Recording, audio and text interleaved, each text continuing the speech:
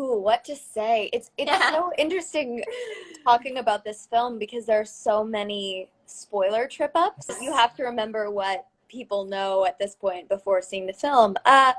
Amy is a journalism student who lives in New York. She's finishing up her degree and has a few very interesting side jobs, but falls into Owen and Brooke's life in a very specific way and causes a lot of issues. But you find out later that the situation is not as black and white as it first seems. But ultimately, Amy is a very driven, very pragmatic student of humanity. She loves exploring the different aspects. That's why she's a journalist in my mind. She's always questioning things, and she wants to be in the situation. She wants to be inside the story and inside on the ground floor of trying to figure out what aspects of life she's reporting on. And that's where a lot of this stems from for her, I believe.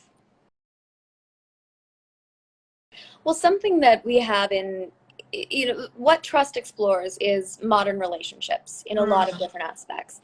And something that we have in modern relationships are many different avenues of communication. And one would think that that would lead to clarity in communication, but what we see in this film is that's often not the case.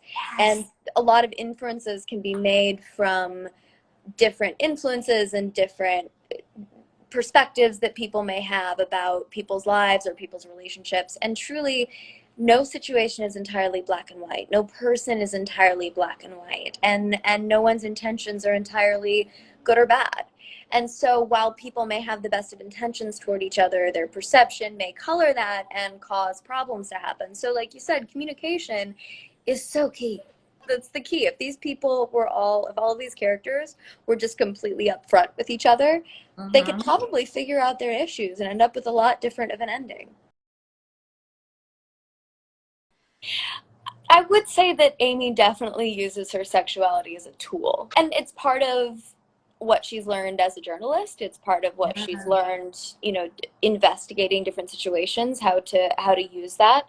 But it's also part of what's required in this side job she has. And it's very interesting to watch her utilize as many talents as she can, because what she finds with Owen is she doesn't solely use her sexuality. You actually watch her flip into her intellect. And that's part of why what I loved about that relationship is, again, you go into it thinking that, oh, it's just going to be, the temptress and the unsuspecting man, but really they strike up this sort of chemistry, and they have a synergy in a way that Owen doesn't have with Brooke, because Owen and Amy come from the same world. They're both journalists. They both understand that mindset and that lifestyle.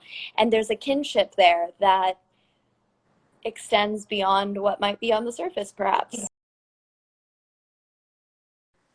It's definitely a series of unfortunate misunderstandings, I will say that. But that's just it. Again, it's such a look at a modern relationship where you have these two people that are both very successful and both very driven in their careers and their marriage, and that's brought them closer in their marriage. But it's also put certain impediments there that they have to figure out how to overcome. And that's a lot of what this movie is the journey of, okay, how do we have that give and take of giving each other the freedom to pursue our dreams without feeling as though as though they're becoming the second seat in either aspect of the relationship. I feel as though I say this time and time again with this film, but no situation is black and white. In life, in this film, in relationships, and there's no right or wrong answer, especially when it comes to love and trust and relationships. There's an infinite number of ways that things can play out, and trying to play them out in your head before they happen, or trying to guess what someone's reaction is going to be, or what the ending is going to be, or what someone else is thinking or doing. Just talk to people, just connect with people, and trust the people that you love and the people that love you. It's interesting you asked that, because I grew up watching a lot of old Hollywood films. My family loves movies, and so I grew up watching things like Gilda with Rita Hayworth, and Funny Face with Fred Astaire and Audrey Hepburn, and the original Robin Hood with Errol Flynn, and all of these films that really shaped my idea of cinema. But also, I fell in love with films like Usual Suspects, where, in the same way with Trust, you don't have all the information and you find things out.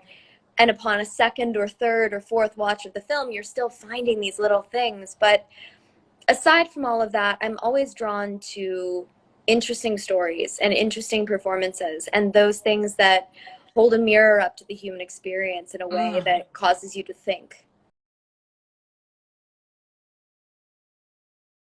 I would say that, a group of women that have inspired me and continue to inspire me are the women in my family. And I say this because they've been with me my whole life, but I see so many women, no matter the industry, struggle with this choice of family versus career. And the women in my family always did both. My family's all in science and medicine, and they all are scientists and doctors and nurses and teachers and professionals and all of this, but also the best mothers and grandmothers and sisters and cousins. And for me, I never had the question of or. It was always and. If you work hard enough and have passion for family and for career, you can do both.